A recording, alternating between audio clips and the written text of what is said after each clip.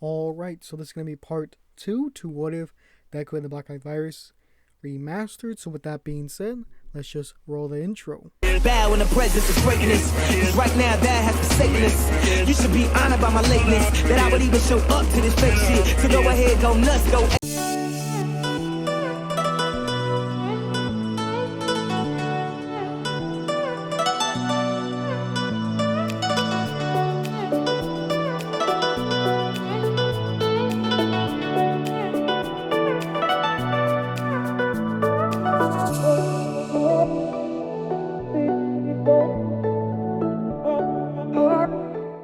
Alright, so I'm not going to put this on Patreon first, and there's a good reason for that.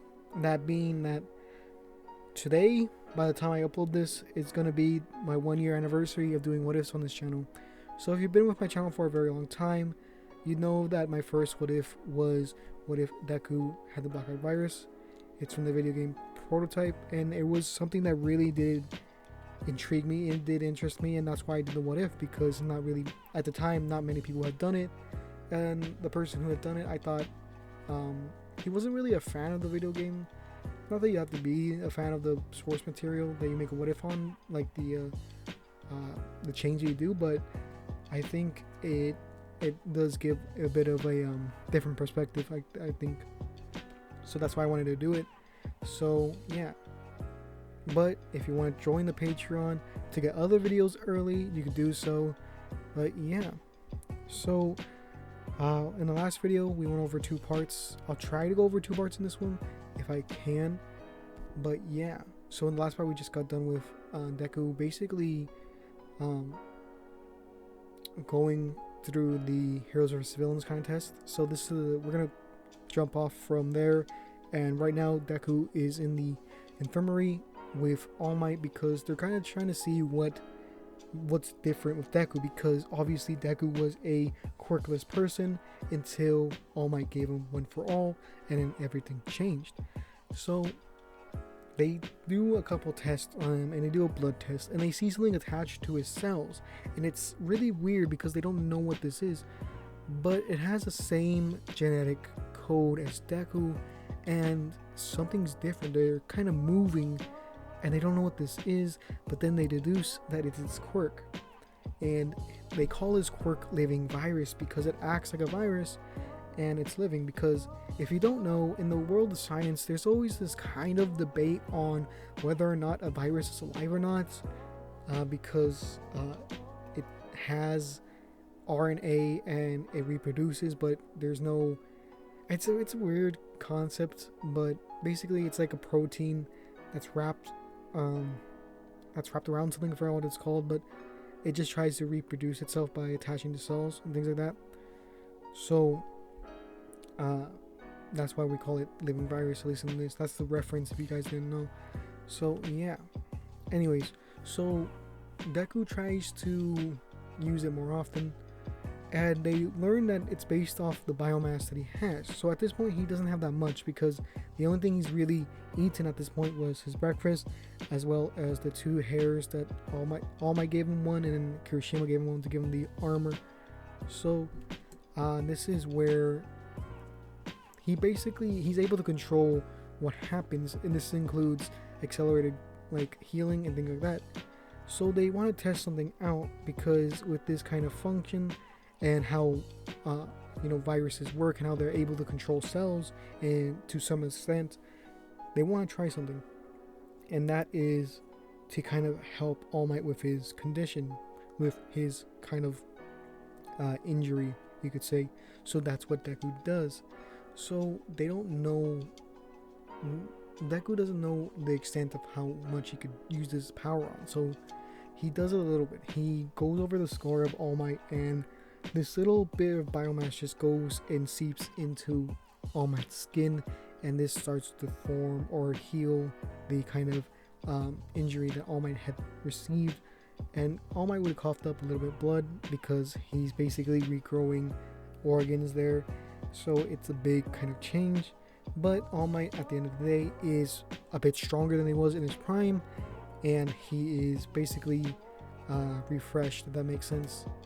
But this is also after this is done, Izuku would have like ran out of the infirmary, and well, not really ran out, but he would have went back to his his classroom to get his stuff because it'd be the end of the day. And when he goes there, he notices that Bakugo had already left, while everyone else is pretty much there. But he wants to make sure Bakugo is okay because Bakugo is kind of insecure, and it's the same Bakugo as in the anime, so he doesn't know Deku has his quirk, so he would have picked on Deku his entire life. And seeing that Deku has a quirk and never was told about it, he thinks that Deku believes him to be inferior in some way.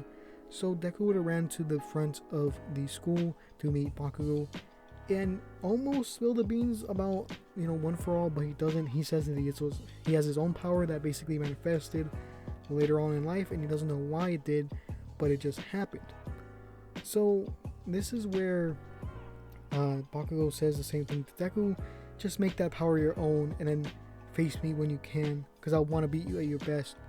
Something like that, basically, to ensure that he is going to be better than Deku, as well as not losing confidence in himself. So we could skip a day or two, and this is where basically they're trying to find a class representative. So each student wants to be the class representative, so they all kind of raise their hand in excitement because they all want to be the class representative. But they do a vote because Ida gives the idea, so they do so. The person who wins this is Deku, because of his basically how he showed off his powers during the fight versus Bakugo and Ida, as well as Momo, because she was the most analytical, or not really analytical, but the most observant during the fight, and was able to articulate herself well during the kind of review of the match, you could say. So that's why she is picked.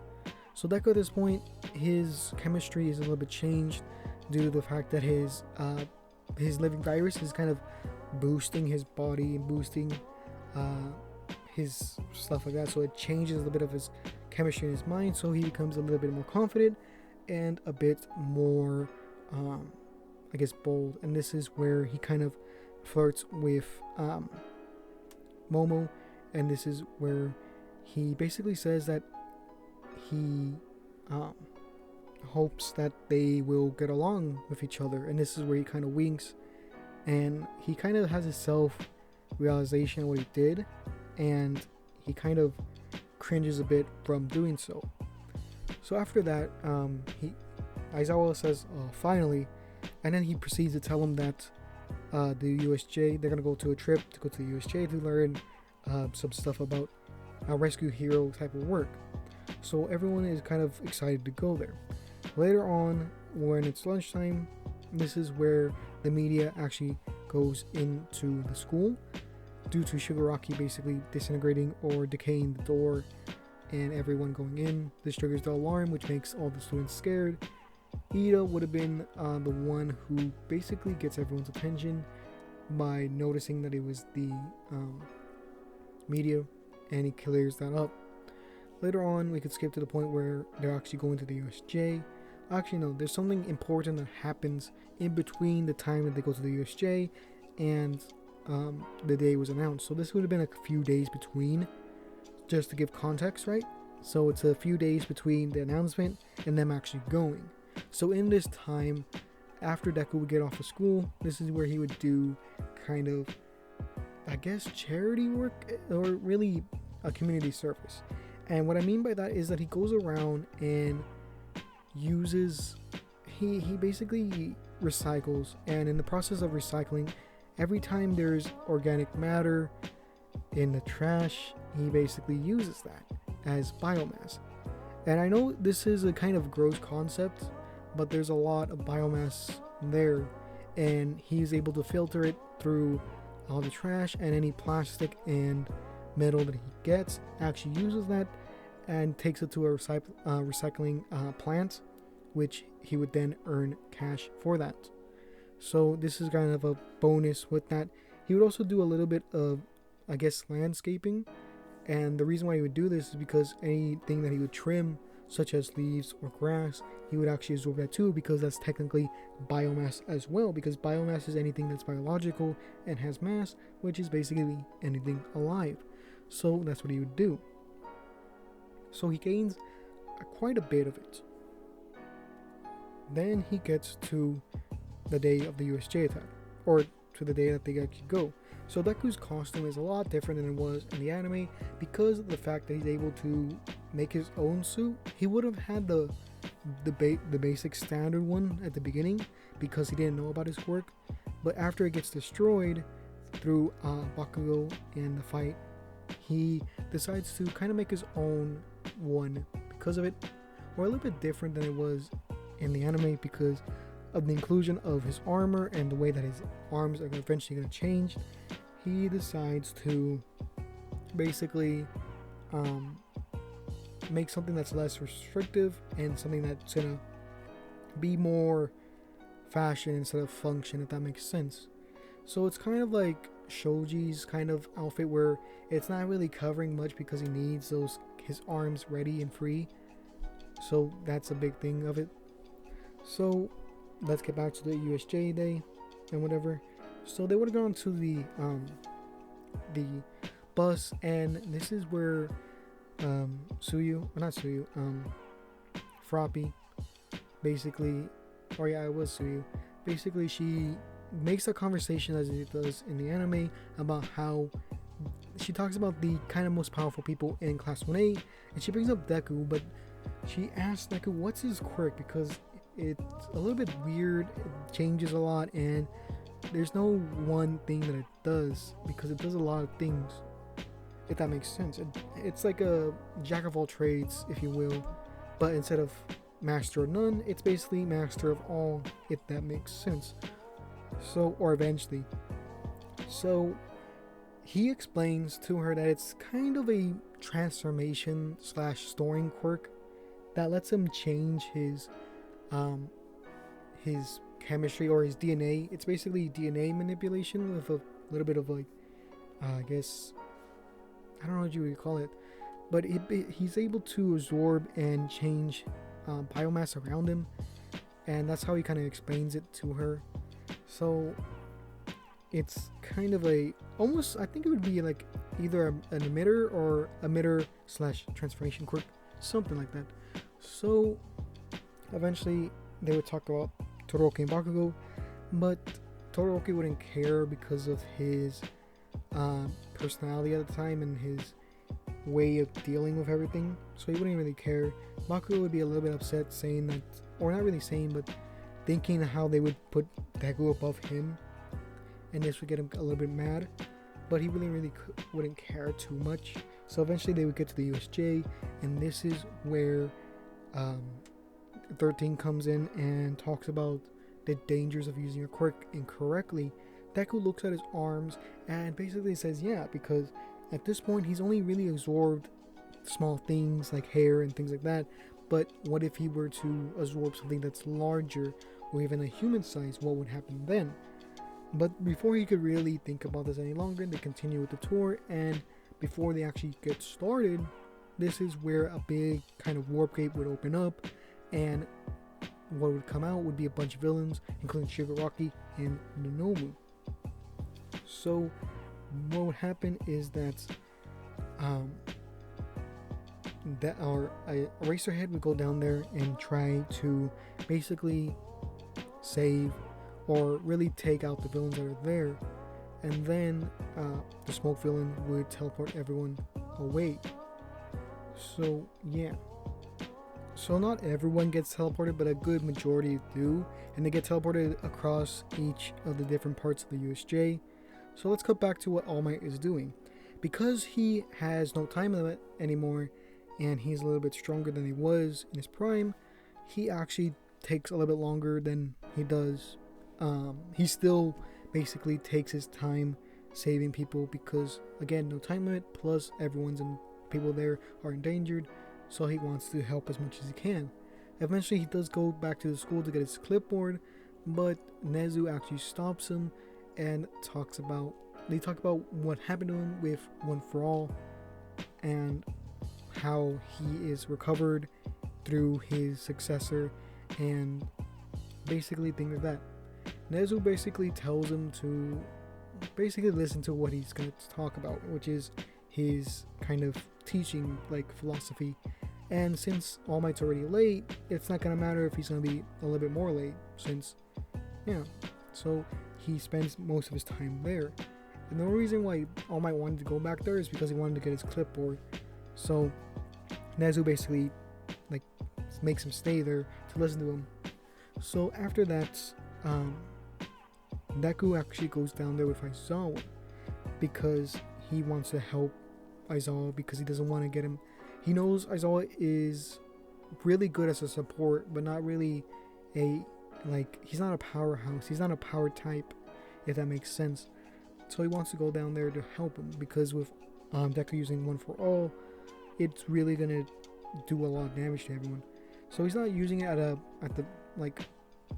he's doing it at a certain percentage.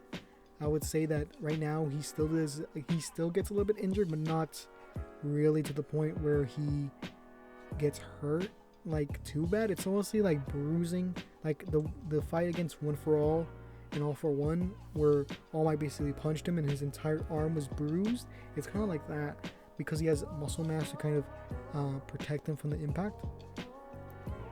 So he takes out most of the villains with Aizawa, and this is where the Nomu actually goes to fight him because Shigaraki would have sent him in because he's taken out all the villains. So Deku would try to punch him because he sees that this creature is not human, so he would try to go for 100% of his smash, and it wouldn't do anything. It would have done a little bit of damage, but it would get quickly healed. This is where Shigaraki would come out of nowhere and put his 5 digits or his 5 fingers onto Deku's chest, because at this point Deku has the kind of armor on that he would like the armor that you see Alex Mercer using in Prototype, that kind of armor on made out of biomass. And what would happen is that there would be this kind of gray circle that happens around the hand of Shigaraki that keeps on growing and shrinking, because what's happening at this point is that Shigaraki is decaying all the biomass that's there, but at the same time it's getting replaced by the biomass that exists in Deku's system. So that's really what's protecting him. Shigaraki's getting he doesn't know what this is, and he gets really confused, what is this? It's kind of cheats for him because he always has those gaming references, so he starts scratching his neck violently because of this.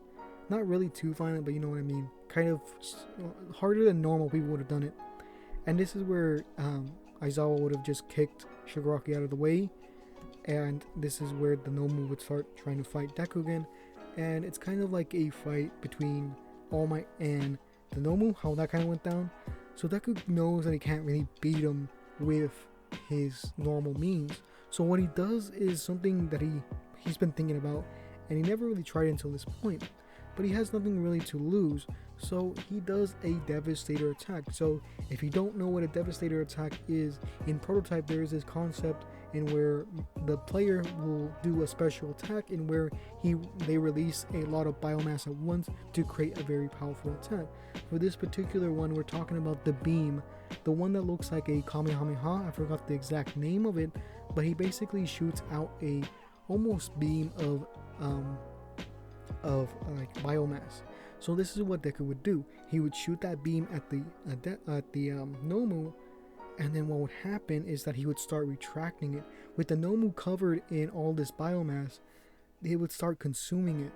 And the reason why it starts consuming it is because of the special enzymes and acids that the biomass would have had, and this causes it to basically digest it the same ways that you would eat food, and the same way that your saliva works, and where it has special enzymes and slightly, like your spit is slightly acidic, so that's the reason why food dissolves in your mouth slightly. So that's kind of the same process that's happening here, but at a higher level, if that makes sense. So basically eventually he consumes all of the Nomu, and he gets a big upgrade. he gets an armor upgrade, and his his biomass is greatly increased, as well as his muscle mass increases quite a bit.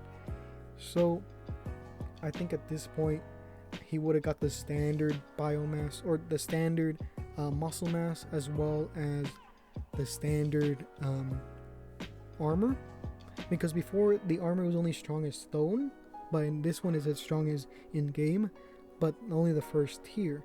So it's able to block bullets and maybe, or basically reflect missiles as well, because that's what happened in the game. So yeah. So Shiraki's very like, what just happened? Like, he just ate the Nomu. Like, how is that even possible? And he's just scratching his neck. And eventually Ida comes back with the pros, and Shiraki gets shot in his 4 limbs, causing him to fall on the ground. And Kurogiri just comes back and just saves him, and the other villains are taken out as well. So yeah, this is gonna be in the video. So before we actually end it, I'd like to give out a big shout out to everyone who's basically been watching my videos over this past year. Being a YouTuber, even though I know I'm not, the largest or even that big in general, it was a great experience to have just making content for a lot of people, and for those people to really like that content as well, and having so many people comment and like and all those things. It's very it was something new to me, because I've never had this success on YouTube like I've had on this channel. So it's something I do very, very much appreciate from everyone who's been there since the beginning, and those who recently joined. So I really like to thank you. Even though it sounds like it might be something that I'm gonna stop, or sounds like an ending, I'm still gonna continue making content, and hopefully in the next year my channel will grow even more, because we got over 4,000 subscribers in a year, which is so much for me. But yeah, so with that being said, let's thank the Patreons. So we got a new Patreon this month, Patreon, and they are part of the gold tier. So if you want to join them and get videos early, you go to patreon.com/ComicSansTheMan and join for only $1 a month. So yeah, so in our gold tier we have Lyco, and we have the Pirate King. In our platinum tier we have Pandaman 8. So I'd like to give a big shout out to them for those who support me or pledge on Patreon. So with that being said, if you made it to the end of the video, please comment down CS so I know that you support the channel. If you want to see more videos like this, please subscribe, and if you like the video, please give it a like. With that being said, I'd like to be, like I said before, it's been a ride on YouTube. It's just amazing to be able to make these videos for people who, literally thousands of people who watch my videos. I don't know where I would have been now.